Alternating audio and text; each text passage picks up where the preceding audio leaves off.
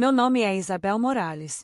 Já fui esposa, já fui filha, já fui dona de um lar pequeno e simples às margens do deserto. Hoje, sou apenas uma viúva com cicatrizes que ninguém pode ver. Sobrevivi à fome que arrastou famílias inteiras para a terra seca. Sobrevivi às guerras com os povos indígenas que tomaram a vida do meu marido, Diego, e sobrevivi ao inverno que quase levou também a minha irmã mais nova, Lucia. Mas não sei se conseguirei sobreviver ao que nos aconteceu depois, ao segredo que nunca deveríamos ter conhecido. Naquele dia, o sol queimava como sempre, sem nuvens no céu.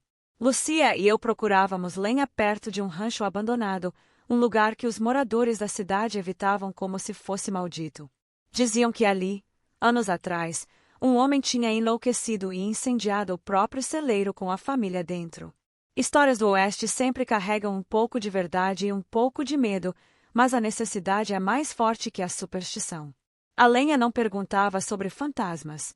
Foi Lucia quem encontrou a primeira caixa, enterrada sob tábuas quebradas do celeiro. Pequena, pesada. O som metálico dentro me fez estremecer. Abrimos juntas e vimos o impossível. Rifles, balas, dinamite. Não era madeira podre, era um depósito de guerra escondido. Isabel, murmurou minha irmã, a voz trêmula. O que é isso? Eu já sabia. Ou pelo menos, senti. Aquilo não pertencia a caçadores comuns. Eram armas demais, novas demais, para serem abandonadas. Só podiam pertencer a homens de poder, homens da cidade, homens que tinham amigos no tribunal e olhos em cada esquina. Disse a Lucia que fechasse a caixa, que esquecêssemos o que vimos, que seguíssemos em frente como se nada tivesse acontecido. Mas a poeira traiu nossos passos, e talvez já houvesse olhos nos observando. Não passamos do portão do rancho. 3 cavaleiros nos cercaram, armados, rostos sombreados por chapéus largos. Não houve tempo de fuga nem de súplica. Um deles desceu do cavalo e agarrou Lucia pelo braço, jogando-a ao chão como se fosse uma criança. O outro me prendeu com um golpe no estômago. A dor tirou meu ar. Viram demais, disse o terceiro, cuspindo no chão. O patrão vai decidir o que fazer. E o patrão decidiu rápido. Na manhã seguinte, estávamos diante do tribunal da cidade. Não houve defesa, não houve testemunhas em nosso favor. Apenas acusações inventadas, ladras, cúmplices de foras da lei, traidoras da comunidade. Eu via nos rostos da multidão a mistura de medo e ódio. Ninguém ousava nos defender. Talvez acreditassem nas mentiras, talvez apenas tivessem medo de serem os próximos. Lucia chorava baixinho ao meu lado. Eu lhe segurei a mão com força, tentando passar uma coragem que não sentia. O juiz, gordo e vermelho de raiva encenada, leu a sentença como quem recita uma oração decorada. Pela lei desta cidade e pela proteção da ordem, condeno as acusadas Isabel Morales e Lucia Morales à morte por enforcamento. A execução será pública, para que todos vejam o destino dos que desafiam a justiça. Justiça!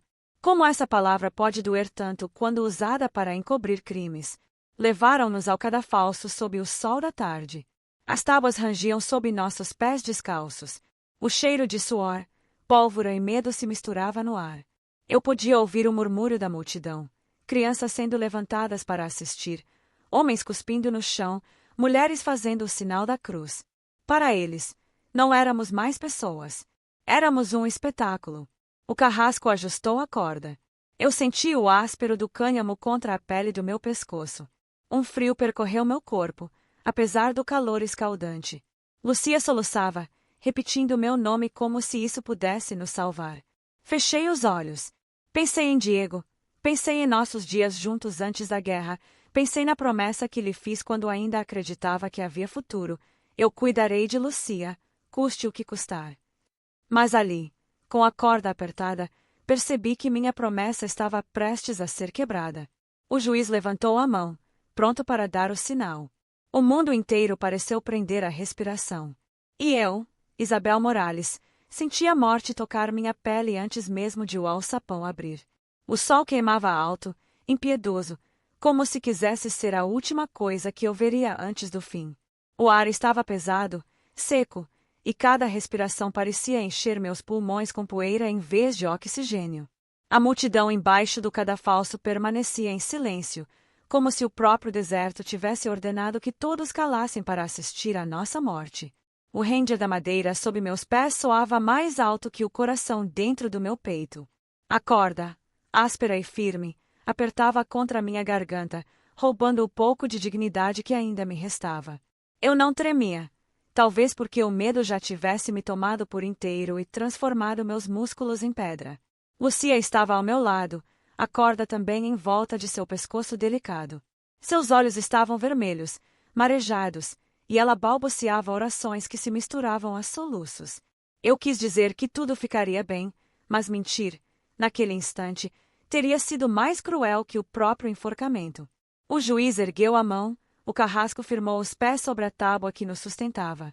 Eu sabia o que viria. O mundo parecia diminuir, se fechar ao meu redor. O barulho distante de um corvo ecoou no céu vazio. E então, antes que o alçapão fosse aberto, senti o peso da morte me tocar, frio como a lâmina de uma faca encostada ao coração. O mundo escureceu antes mesmo de eu cair. Mas o som que veio a seguir não foi o estalo da corda. Foi um tiro. Depois outro. E outro. O silêncio da multidão que assistia foi rasgado pelo eco dos disparos. Gritos se espalharam pela praça, e em segundos a ordem virou caos. Mulheres correram arrastando crianças, homens se jogaram ao chão. O cheiro da pólvora invadiu o ar, misturando-se à poeira levantada por cascos de cavalos. Senti a corda afrouxar. Alguém havia derrubado o carrasco. Um braço forte me puxou pela cintura, e antes que eu pudesse entender, já não estava mais de pé. Ouvi Lucia gritar meu nome, mas também a voz dela foi engolida pelo tumulto. Entre a confusão, vi apenas um vulto, um homem alto, barba por fazer, olhar duro como pedra. Ele comandava a cena com a frieza de quem já vira a morte de perto muitas vezes. Não era um salvador vestido de branco. Era um guerreiro marcado por batalhas invisíveis. Lavem-nas, ordenou ele, a voz rouca, autoritária. 2 homens que pareciam seguir suas ordens cortaram nossas cordas e nos jogaram sobre cavalos como se fossemos carga, não pessoas. Eu mal conseguia manter os olhos abertos. O calor, a fome e o choque me arrastavam para um desmaio inevitável. A última coisa que vi antes de apagar foi o estranho de olhar sombrio montando seu cavalo negro, disparando em direção às montanhas. Quando despertei, não havia mais praça, nem corda, nem multidão. Apenas o balanço de um cavalo em movimento e o gosto de sangue em minha boca. Fique quieta, murmurou uma voz grave, próxima. Tentei erguer a cabeça, mas um peso a derrubou de volta. Lucia estava ao meu lado, inconsciente, com o rosto apoiado contra o ombro de um dos homens. A sensação era de sermos apenas sacos jogados sobre celas. A viagem pareceu durar horas. Cruzamos campos secos, riachos rasos, caminhos estreitos entre pedras afiadas. O sol cedeu lugar ao entardecer, e as sombras se alongaram como braços prontos para nos engolir. Finalmente, chegamos ao que parecia um rancho isolado, cercado por cercas altas e montanhas ao redor. Não era uma casa acolhedora. Era mais parecido com uma fortaleza. O homem de barba e olhos de pedra desmontou primeiro. Olhou para nós como quem avalia um rebanho recém-chegado. Seus olhos, profundos e intransponíveis, não carregavam compaixão. Mas também não carregavam ódio. Apenas um silêncio difícil de decifrar. Coloque-nas dentro, ordenou, e mais uma vez obedeceram. Fui arrastada até um quarto simples, com paredes de madeira crua e uma cama estreita. A última faísca de força em meu corpo tentou resistir, mas fui empurrada sobre o colchão duro. O cheiro de couro e fumaça impregnava o ambiente. Antes que eu fechasse os olhos novamente, ouvi seu nome pela primeira vez. Elias Crow. Um dos homens o chamou do lado de fora. O que vai fazer com elas? Silêncio. Apenas o som do vento passando pelas frestas da janela. Eu não sabia se devíamos agradecer ou temer aquele homem. Não sabia se Elias Crow nos salvara por bondade, ou se apenas nos tirara do cadafalso para nos manter em silêncio sobre o segredo das armas. O fato era um só, estávamos vivas, mas, de certa forma, prisioneiras de um destino ainda mais incerto. E naquela noite, deitada num quarto que não era meu, ouvindo o silêncio hostil do rancho, percebi algo que me gelou até os ossos. A corda do cadafalso não era mais o maior dos meus medos. O maior deles tinha nome e vivia sob o mesmo teto. O rancho de Elias Crow não era como os outros que eu já tinha visto. Não havia flores nos parapeitos das janelas, nem galinhas ciscando livres pelo terreiro, nem o riso de crianças correndo entre cavalos. Aquele lugar não era um lar. Era um bastião de pedra e madeira, construído para resistir, não para acolher. Montanhas altas cercavam o vale, como muralhas naturais. As cercas de troncos reforçados davam a impressão de que cada entrada era uma fronteira, vigiada como se fosse a última. O rancho tinha a frieza de um forte, e cada canto parecia respirar vigilância. Nos primeiros dias, Lucia e eu fomos tratadas como hóspedes indesejados. Deram-nos roupas simples, comida quente e um teto para dormir. Mas a hospitalidade terminava aí. Elias estabeleceu regras com a mesma firmeza com que se segurava um rifle. Silêncio, ele disse, olhando-nos como um xerife olharia para prisioneiros. Não façam perguntas. Não se aproximem dos homens. E lembrem-se, confiança é coisa que se conquista, não que se exige. Lucia obedeceu de imediato, sempre de cabeça baixa, os olhos assustados.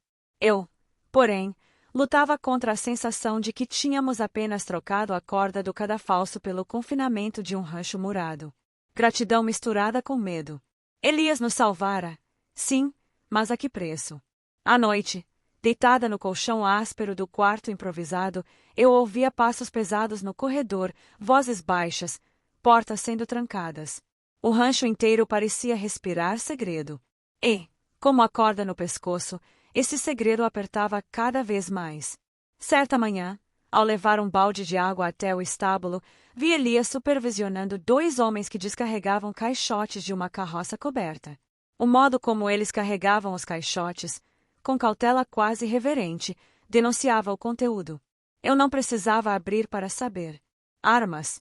As mesmas que havíamos encontrado. Quando ele percebeu que eu observava, fixou os olhos em mim. O mundo pareceu encolher naquele instante. Seus olhos não carregavam ameaça explícita, mas o peso de quem sabia que eu sabia. Não disse nada. Apenas passou a mão na barba por fazer e virou as costas. Foi nesse silêncio que compreendi. Elias também conhecia o segredo que quase nos matou. Mais ainda, ele havia se tornado inimigo dos mesmos homens que nos condenaram ao enforcamento. Naquela noite, encarei meu reflexo no balde de água. A mulher que vi não era a mesma que caminhara para o cadafalso. Havia algo novo em meus olhos, um brilho de desconfiança, mas também de curiosidade. Quem era Elias Crow de verdade? Um justiceiro? Um criminoso rival? Ou apenas mais um homem tentando sobreviver no deserto cruel, que todos chamavam de Oeste? Eu dizia a mim mesma que não importava, que bastava esperar a chance de fugir com Lucia. Mas a verdade era outra. Quanto mais eu o observava, mais algo dentro de mim se agitava. Elias não era belo no sentido tradicional. Era rude, marcado por cicatrizes visíveis e invisíveis. O rosto queimado de sol, as mãos calejadas de tanto trabalho e guerra, os ombros largos que pareciam carregar o peso de mais de uma vida. Ele falava pouco, mas cada palavra soava definitiva, como sentença de juiz. E, contra a minha vontade, eu me via atraída por essa força silenciosa. Sentia vergonha disso. Diego, meu marido, ainda vivia em minhas lembranças. Enterrei-o sem corpo para chorar, apenas com a notícia seca de que caíra em uma emboscada nas colinas. Prometi a mim mesma que nunca mais dependeria de homem algum para sobreviver. Prometi que seria eu a proteger Lucia, que construiria um destino com as próprias mãos. Mas lá estava eu, sentindo o coração acelerar quando Elias passava perto, sentindo o calor da presença dele como quem sente o fogo de uma lareira em noite gelada. Resisti. Como resisti ao desespero na forca, como resisti à fome e ao luto. Disse a mim mesma que aquilo era apenas gratidão mal interpretada. Que não era desejo, apenas o alívio de não ter morrido. Que qualquer sentimento para com Elias era fraqueza. Mas havia momentos em que sua sombra se projetava na parede do rancho e parecia se fundir à minha. Havia momentos em que o silêncio entre nós pesava mais que qualquer palavra. Havia momentos em que eu queria perguntar por que ele arriscara sua vida para salvar a minha. E em cada um desses momentos, eu percebia que o maior perigo já não era a corda de um enforcamento ou o segredo de um contrabando. O maior perigo era o que começava a nascer dentro de mim. Elias Crow podia ser meu salvador ou meu algoz. Mas, de um jeito ou de outro, já era parte do meu destino. Não demorou muito para que a notícia se espalhasse. Isabel e Lucia Morales não estavam mortas. As duas mulheres que a cidade inteira vira com a corda no pescoço haviam sobrevivido. A execução pública, planejada para calar segredos, agora se tornava motivo de rumores. E no Oeste, rumores são mais perigosos que pólvora seca. Na terceira noite após nossa chegada ao rancho, Elias entrou no quarto sem bater. Seus olhos estavam mais sombrios do que nunca. Eles sabem que vocês vivem, disse, sem rodeios. E vão vir atrás. Foi assim que começou o cerco. As primeiras noites foram de silêncio forçado. Eu e Lucia acordávamos com cada farfalhar do vento, cada estalo de madeira. Do alto das montanhas, era possível ver fagulhas à distância. Fogueiras que queimavam no escuro, sinal de que homens armados vigiavam, esperando o momento certo para atacar. O rancho virou quartel. Portões reforçados, janelas fechadas com tábuas, munição contada e distribuída. Elias caminhava como um general no campo de batalha, checando cada detalhe, cada ponto cego. Seus homens, poucos mas leais, vigiavam noite e dia, rifles apoiados nas cercas. O som distante de cavalos vinha e ia como um presságio. Algumas vezes, tiros isolados ecoavam, não para atingir, mas para lembrar que estávamos encurralados. Era como viver com a lâmina de uma faca encostada na garganta, sem saber quando ela desceria. Lucia se agarrava a mim, perguntando todos os dias se sobreviveríamos. Eu queria mentir, dizer que sim. Mas no fundo, eu mesma não sabia. Na quinta noite, Elias me chamou ao celeiro. Estava sozinho, limpando sua Winchester com a calma de quem já fez aquilo centenas de vezes. Quando levantou os olhos, não havia dureza, havia um peso humano, um fardo. Você tem uma escolha, Isabel. Sua voz ecoou baixa, mas firme. Pode pegar sua irmã e fugir pelas montanhas. Há uma trilha que leva ao norte. Se forem rápidas, podem escapar antes que o cerco feche de vez. E você? Perguntei. Ele pousou o rifle ao lado e respirou fundo. Eu fico. Esse rancho é tudo o que tenho. Se quiserem minha vida, vão ter que pagar caro por ela. Fiquei em silêncio, ouvindo o ranger do vento nas tábuas. Fugir. Quantas vezes já fizera isso? Fugi da fome, das guerras, do luto. Fugi até da memória de Diego, porque lembrar dele doía mais do que suportar. Fugir era a única coisa que eu sabia fazer bem. Mas, pela primeira vez, percebi que fugir seria condenar-me ao mesmo ciclo de medo.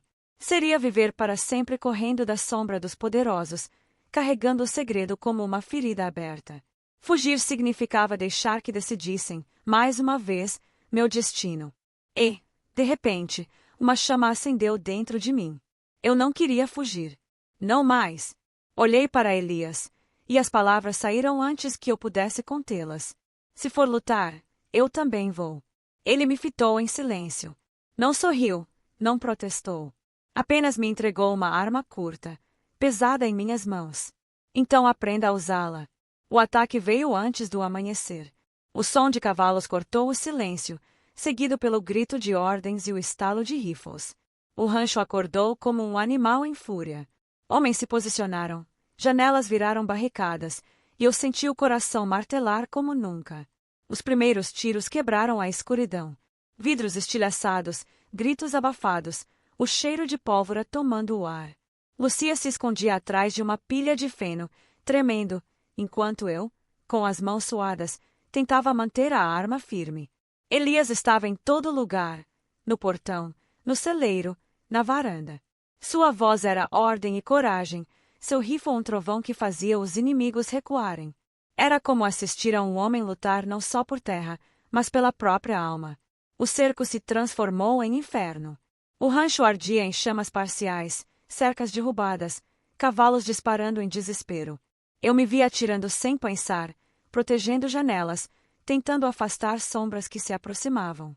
Pela primeira vez, não senti medo. Senti raiva. Raiva de ter sido caçada, humilhada, marcada para morrer. E então aconteceu. Um dos capangas conseguiu entrar pelo flanco, avançando sorrateiro pelas sombras. Eu o vi levantar a arma, mirando as costas de Elias, que recarregava o rifle sem perceber. O tempo pareceu parar. Eu sabia que, se hesitasse, ele morreria. Gritei o nome dele e puxei o gatilho. O estampido ecoou forte demais para meus ouvidos. O homem caiu, o rifle escapando-lhe das mãos. Elias se virou, surpreso, os olhos presos em mim. Por um instante, não havia guerra, apenas aquele olhar que me atravessava como faca. Não precisei de palavras. Ele sabia. Eu havia salvo sua vida. A batalha durou horas que pareceram dias. Quando o sol finalmente rompeu o horizonte, o rancho estava coberto de fumaça e sangue. Muitos homens jaziam no chão, alguns dos nossos, muitos deles. Os sobreviventes fugiram, deixando para trás seus mortos e a derrota. Eu estava exausta, coberta de fuligem e suor, mas viva. Elias, ferido no braço, ainda de pé, caminhou até mim. Não disse nada. Apenas me olhou com o mesmo silêncio carregado de tudo que as palavras não conseguiam carregar. E foi nesse olhar que percebi: o destino não me enforcara na praça. Ele me trouxera até ali para lutar. O silêncio depois da batalha era quase insuportável. Não era paz, era um eco pesado de tudo o que havia acontecido. O rancho, antes sólido como uma fortaleza, agora gemia como um animal ferido. Cercas partidas, janelas destruídas, o cheiro de pólvora e sangue impregnando cada tábua. Os corpos no chão já não gritavam, mas continuavam a falar, lembrando que a morte havia passado por ali e cobrara seu preço. Eu caminhava entre os destroços com as pernas trêmulas, tentando acreditar que ainda estava viva. Cada respiração trazia o gosto amargo da fumaça e da poeira. Lucia, cansada e assustada, estava a salvo, encolhida em um canto, protegida por alguns dos homens de Elias. E foi então que o vi. Elias, ferido no braço, mas ainda de pé, como se o peso da batalha não fosse suficiente para derrubá-lo. Seus olhos me encontraram, e pela primeira vez desde que nos conhecemos, não havia dureza, nem desconfiança. Havia reconhecimento. Ele me olhava não como prisioneira, nem como mulher indefesa, mas como igual. Naquele instante, compreendi algo que até então parecia impossível. O segredo das armas, aquilo que quase nos matou, aquilo que nos levou ao cadafalso e trouxe a guerra até a porta deste rancho, tinha se transformado no fio que me ligava a uma nova vida. Não era apenas sobre pólvora ou poder. Era sobre sobrevivência, sobre coragem, sobre a chance de não fugir mais. Senti o coração pesado ao pensar em Diego. Ele teria entendido. O Oeste não era feito para promessas eternas, mas para os que tinham coragem de se levantar mesmo quando tudo parecia perdido. E eu havia me levantado. Quando Elias se aproximou, não houve palavras. Apenas silêncio e o respeito mútuo de quem sangrou no mesmo chão. Eu sabia que ele não era um herói, e talvez nunca fosse. Mas era o homem que estivera lá quando o mundo inteiro quis me ver morrer. E, pela primeira vez, eu não me senti prisioneira. Decidi ficar no rancho. Não como hóspede tolerada. Não como refém do destino. Mas como parceira de uma vida que, embora marcada por sombras, ainda podia ser minha. Enquanto o sol nascia sobre as montanhas, tingindo de vermelho as ruínas da noite anterior, eu me dei conta de que já não era a mesma mulher que subira ao cadafalso. Eu havia sido transformada pela corda que quase me matou, pelo sangue que quase me afogou e pelo fogo que quase me consumiu. E com o coração firme, pude dizer a mim mesma: enforcaram-nos por um segredo, mas esse segredo nos deu a liberdade. Se essa história te prendeu, não esqueça de deixar o seu like, comentar o que mais te tocou e se inscrever para mais narrativas do Velho Oeste. Porque cada história de sobrevivência carrega uma verdade, ninguém enforca um coração que já aprendeu a lutar.